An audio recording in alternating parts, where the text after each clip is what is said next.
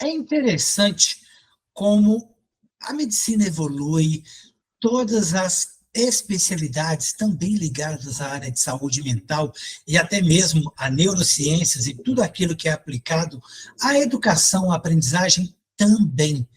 E muitas vezes a gente se depara com transtornos e distúrbios como descalculia, desortografia, e outros dias a mais aí, fora os transtornos de TDAH, de autismo, que muitas vezes a gente não faz a menor ideia do que seja, por desinformação ou por interesse em não querer saber mesmo. E você já ouviu falar em psicomotricidade? Não? E grafomotricidade? Imagino que também não, não é verdade? Então, para você que está aí nos ouvindo no podcast, nos assistindo aí no canal do YouTube, nós vamos conversar com a Amélia Matar, que vai ser uma palestrante no Brain Connection. É o maior congresso internacional de educação no Brasil, que acontece de 29 de outubro a 1º de novembro, em Recife, no nosso maravilhoso estado de Pernambuco. Não se inscreveu ainda? Não vai participar? Você, professor, profissional da área de saúde, que tem afinidade com a questão da educação, pais responsáveis, brainconnection.com.br. E para a gente conversar sobre essa entrevista super interessante, já vamos perguntar para a Amélia. Amélia, quais são os principais tópicos que você pretende abordar na sua palestra? Olha, em primeiro lugar, eu quero agradecer a doutora Ângela Matilde por esse convite extraordinário. É uma honra para mim, tá? Muito importante, porque nós vamos falar do teste THG, que é um teste que vai medir as habilidades grafomotoras de uma criança dentro da faixa etária de 5 anos até 8 anos, já escolarizada, e que vai nos medir 4 habilidades grafomotoras extraordinárias. Primeiro, direcionalidade, que também envolve a direcionalidade da escrita. Segundo, pulsão tônica, que para mim é fantástico, porque como psicóloga eu não conheço outro teste que faça essa abordagem. E depois a coordenação visomotora de todos os traçados com a movimentação da mão para a direita, para a esquerda, ou então para a direita e esquerda numa mesma letra. E, por fim, o processo de codificação e decodificação. Eu acho extraordinário porque ele te dá uma visão rápida, o teste é fácil de aplicar, um tempo curto, de 45 minutos, e você tem um perfil da criança para você saber que dificuldades ela tem no processo de aprendizagem. Isso é fundamental nos primeiros anos ali da escola, primeiro ano, segundo ano, em que você verifica a dificuldade da criança e já pode atuar para ajudá-la. Posteriormente, eu vou falar muito pouco sobre a grafomotricidade, que é a movimentação gráfica no espaço gráfico da folha, em que nós vamos perceber qual é a dificuldade que ele tem no traçado das letras. O teste, ele tem alguma novidade nos últimos anos, decorrente das evoluções, né? Evoluções de saúde, evoluções tecnológicas, ou seja, esse teste evoluiu. E segundo, o que vocês conseguem diagnosticar, trocando por miúdos para nós leigos, né? O que você vai me dizer que meu filho estudante pode ter ou não com esse teste? Olha, você percebe quais são as dificuldades na área da coordenação motora, por exemplo, em que o resultado do teste, ele vai me dar 3 classificações, A, B e C. Na C, eu vou verificar que a criança precisa de um profissional específico da área para sanar as suas dificuldades. A letra B, a gente percebe que a própria escola resolve o problema da criança. Isso, para mim, é fundamental, porque num país como o nosso, da imensidão que ele é, com as dificuldades de cada família, a gente não precisa estar encaminhando para 4, 5 especialistas, sendo que, às vezes, a própria escola sabe e resolve. Se esse teste está presente nas escolas, as pedagogas podem aplicar, porque ele não é um teste restrito, ele é aberto a vários profissionais, aos pedagogos, a fonoaudiólogo, a terapeuta ocupacional, o que facilita muito para que a gente descubra qual é o ponto que está pegando na dificuldade daquela criança dentro da própria escola, no processo de alfabetização, tá? Sim, e aí eu vou fazer uma pergunta para direcionar um pouco mais, e até brincando um pouco, mas aquela história, você tem a letra muito feia, sua letra é um garrancho. Eu imagino que isso tem tudo a ver com você e o seu trabalho, e que isso, não o garrancho em si, mas a psicomotricidade ou a grafomotricidade pode indicar que tipo de transtorno? Você vai ver aí distúrbios na escrita, você vai ver distúrbios que, na verdade, englobam todos os aspectos deste corpo em movimento, porque este é o segredo da psicomotricidade. Nós trabalhamos com o próprio corpo para que a criança tenha essa consciência corporal e acaba investindo em si mesmo, tomando consciência dos movimentos que passam a ser pensados e não só a falta da automatização, por exemplo, na escrita. Porque quando você fala de letra em garrancho, ou letra que sobe morro, que desce morro, que não consegue ficar nas linhas da página pautada, isso não é uma coisa simples para a criança.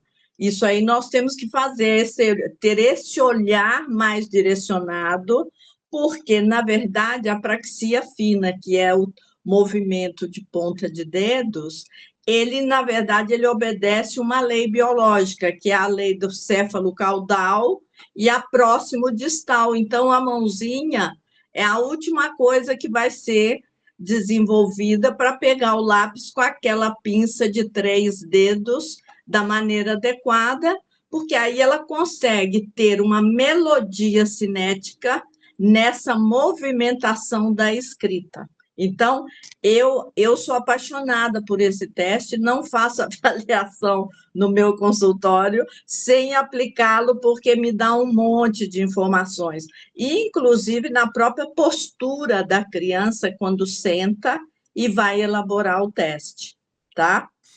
E é interessante também, pelo que você está colocando, Amélia, uma outra questão é que imagine que a psicomotricidade deve nos levar ou indicar, primeiro, se é necessário somente uma intervenção no caso, se aquilo, né, se aquela situação, aquele laudo vai indicar, de repente, que existe a possibilidade de algum outro tipo de transtorno, tipo, sei lá, um TEA, um TDAH, e vai ser necessário uma avaliação um pouco mais ampla, né, para que essa criança, esse estudante, essa pessoa vá para um teste maior, porque pode ser desde uma intervenção simples ou não, mas também, às vezes, até um tratamento medicamentoso, né? Você fez uma pergunta e uma observação muito importante.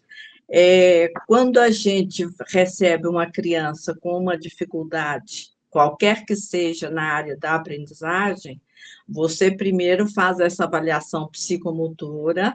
Com a minha formação, é a formação ligada ao Instituto de Psicomotricidade e Relaxação de Paris, e esse teste ele foi criado pelo psicomotricista espanhol presidente do CITAP em Madrid, que é uma entidade muito séria, com mais de 40 anos de existência, e que faz um trabalho extraordinário nisso aí.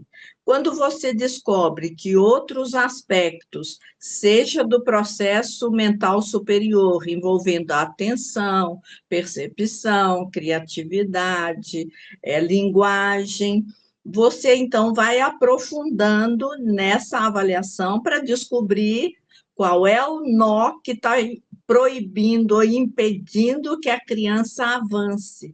Porque, na verdade, a gente nasce com as estruturas prontas. Essa aprendizagem, essa inteligência, ela vai sendo construída tanto contando com a parte hereditária, mas também, principalmente, com o social, com esse entorno da criança. Então, eu fico muito feliz que nesses anos todos de trabalho, eu tenho conseguido crianças que passaram por mim com dislexia, com problemas mais sérios e que hoje estão formados aí no mercado de trabalho, empregados e realizados, porque eu acho que a gente tem que investir nessa criança, sabe? Pais, Com certeza, escola isso e não é um profissional. impeditivo, né, Amélia?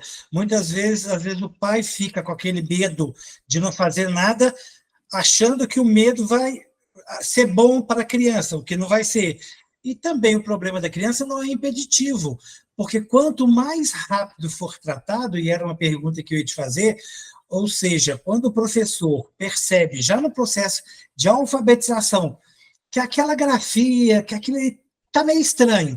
Ah, vai melhorar com o tempo. E aí a criança, o garrancho vai aumentando, a letra vai ficando mais feia, né? Então, Sim. como é que fica esse processo? Quanto mais a intervenção for rápida, né, mais cedo, imagino que seja melhor. Queria te ouvir sobre isso e te perguntar se a disgrafia é, por exemplo, genética, hereditária? Primeiro, quanto mais cedo você fazer a intervenção, mais rápido e mais sucesso a gente vai ter. Claro, porque se eu pego uma criança de 4, 5 anos, que já se sabe que ela está com dificuldade, porque ainda continua com a apreensão palmar, ou então pegando o lápis de uma maneira inadequada, porque tem crianças que usam os 5 dedos para pegar o lápis. Nós vamos trabalhar porque é um processo que tem fases. Então, de repente, pode ser que ela tenha pulado fases no desenvolvimento ou até na aprendizagem da pré-escola, e aí é preciso corrigir isso o mais rápido possível, tá? São exercícios motores que precisam ser automatizados no caso da grafomotricidade, tá? São sequências que vão precisar ser automatizadas, mas isso não é feito só em termos de exercícios motores. Eu preciso olhar essa criança como um todo, no aspecto motor, no aspecto afetivo e no aspecto cognitivo, porque, de repente, apenas um problema, por exemplo, como você citou, do medo, pode ser que desencadeie um bloqueio ali que ela não consegue avançar, sendo que tem uma inteligência normal e, às vezes, até muito inteligente e está pegando uma coisinha simples. O outro aspecto são os aspectos psicomotores, tá?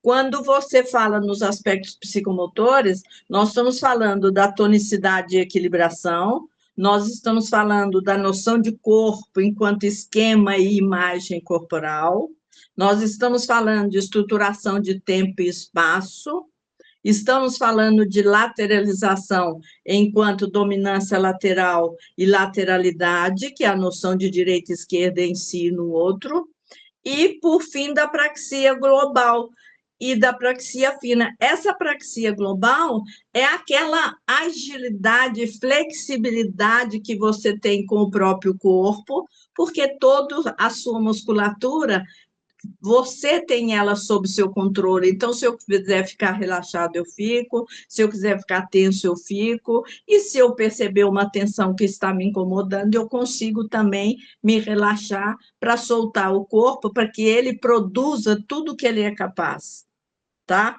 Então, essa letra aí, ela tem conserto, sim, ela precisa ser orientada e adequadamente trabalhada com a grafomotricidade, que, graças a Deus, está sendo difundida no Brasil com mais propriedade, tá? E que a doutora Ângela Matilde foi, assim, uma madrinha para esse teste, porque ela se encantou com o teste, porque viu a importância dele, e está nos dando essa oportunidade. Portanto, ó, você, pai, mãe, responsável, não fique preocupado com a letra que você pode achar feia dos seus filhos, um garrancho, porque tem como intervir, dá para fazer algumas coisas. E eu quero saber, Amélia, quais são, assim, atualmente, nesses últimos, vamos dizer aí, 2, 3 anos, os principais problemas, dificuldades que você tem encontrado dentro da sua área em relação às crianças, os estudantes? Nossa, olha, eu começo pela pandemia, que o pós-pandemia trouxe algumas novidades que antes talvez as famílias não percebessem, as escolas não percebessem. Mas, por exemplo, em termos de atenção, dos níveis atencionais, as crianças voltaram para a escola sem conseguir ficar sentado assistindo aula.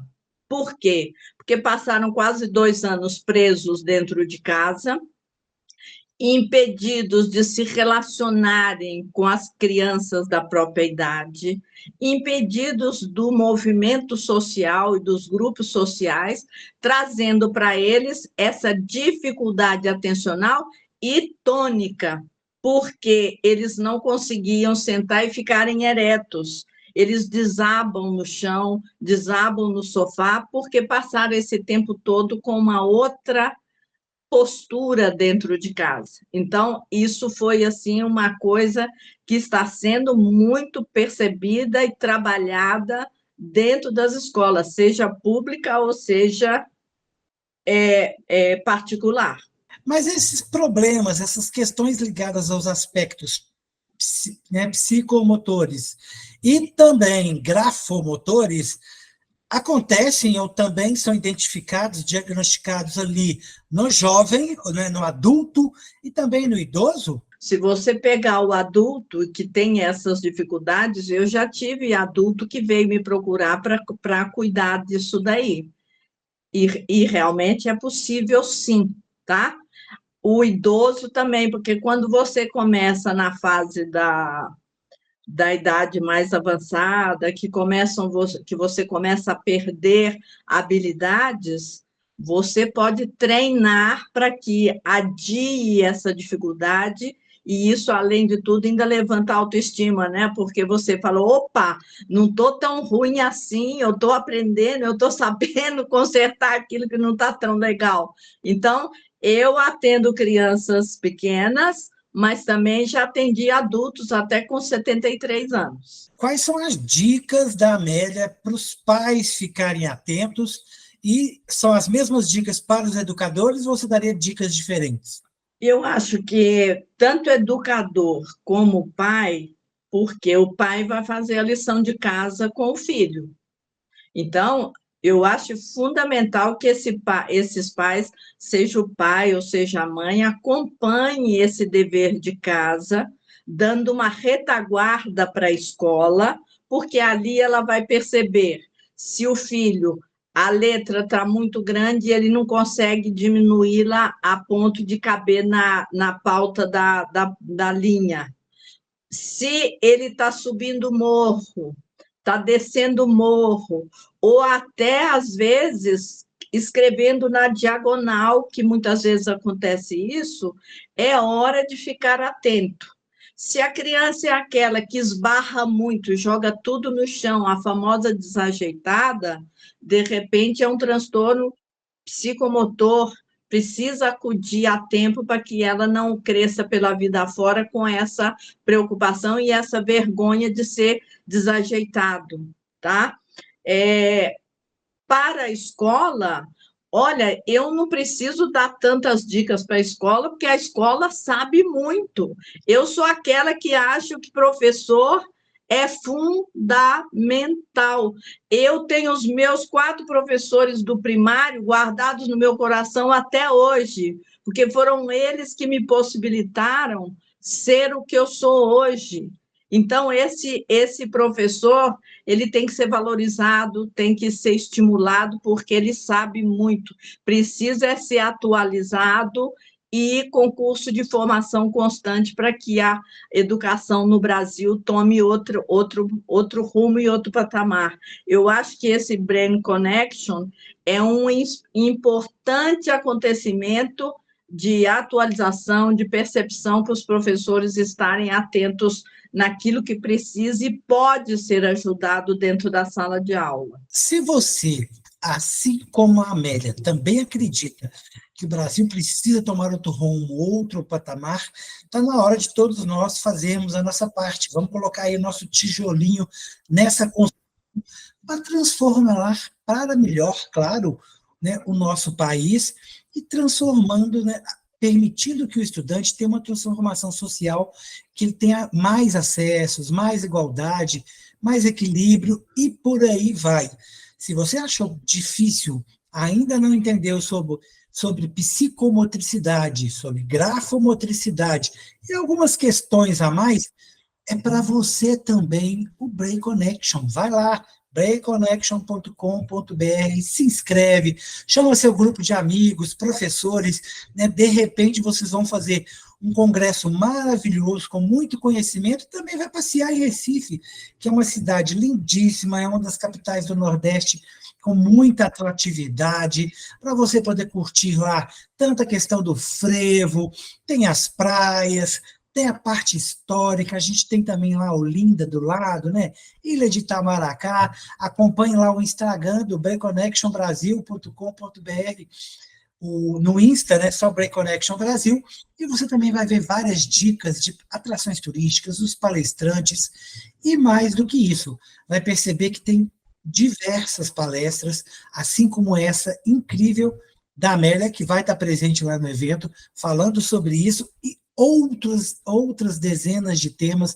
Confere na programação, inclusive com o Brain Kids, que é a parte prática do evento. São 2 dias em que você poderá praticar sob supervisão com crianças, com famílias que vão participar do evento como voluntários e vão poder criar oficinas e ter a oportunidade de colocar na prática e ver como é que isso funciona.